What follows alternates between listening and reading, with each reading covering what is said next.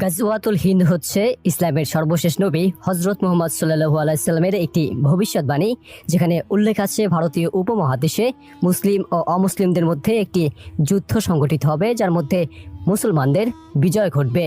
আবু হুরায়রা কর্তৃক বর্ণিত হজরত মুহাম্মদ সাল্লাল্লাহু আলাইহি সাল্লাম ভারতের কথা উল্লেখ করেছেন এবং বলেছেন, অবশ্যই আমাদের একটি দল ভারতের সাথে যুদ্ধ করবে।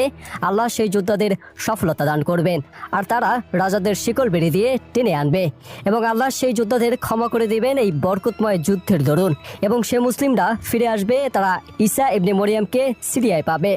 আবু হুরায়রা বলেন, আমি যদি সেই গাজওয়া পেতাম তাহলে আমার সকল নতুন ও পুরাতন সামগ্রী বিক্রি করে দিতাম এবং সেই যুদ্ধে অংশগ্রহণ করতাম।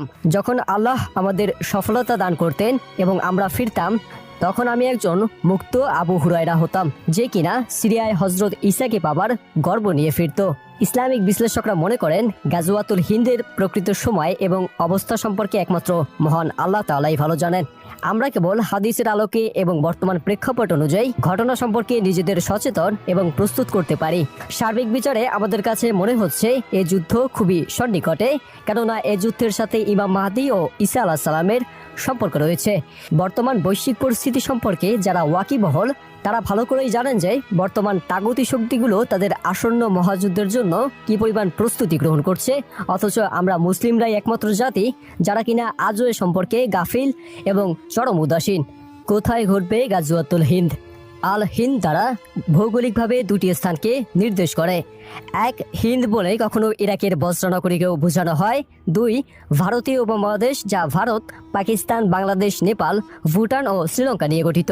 হাদিসে বর্ণিত আল হিন্দ বলতে সকল উলামা ইকরাম এর দ্বিতীয় অর্থ তথা ভারতীয় উপমহাদেশকেই উদ্দেশ্য করে নিয়েছেন। তাই গাজওয়াতুল হিন্দ ভারতীয় উপমহাদেশের ভূখণ্ডতেই সংগঠিত হবে, আর হাদিসের ভাষ্য অনুযায়ী এর প্রতিপক্ষ দলটি হবে অমুসলিমরা। কিছু ধর্মবিদ ও ইতিহাসবিদ বিশ্বাস করেন এই ভবিষ্যৎবাণী ইতিমধ্যেই সম্পন্ন হয়েছে, যখন মুসলমানরা দ্বিতীয় উমাইয়া খলিফা মুয়াবিয়া ইবনে আবু সুফিয়ানের শাসনামলে মাহমুদ গজনভি ভারতে আক্রমণ করেছিলেন। অপরপক্ষ বিশ্বাস করে যে এটা ঘটবে ইমাম মাহদীর সময়কালে, কারণ এই হাদিসে ঈসা ইবনে মরিয়মের সাথে থাকার উল্লেখ রয়েছে। কিছু পাকিস্তানি বুদ্ধিজীবীগণ পাকিস্তানকে উক্ত যুদ্ধের পটভূমিতে বিবেচনা করেন, যেহেতু পাকিস্তান খোরসানা হিন্দুস্তান বা হিন্দে অবস্থিত, কারণ অন্য হাদিসে খোরাসানের ধর্মযোদ্ধাদের ঈসা ইবনে মরিয়মের সাথে যুক্ত হবার কথা উল্লেখ আছে।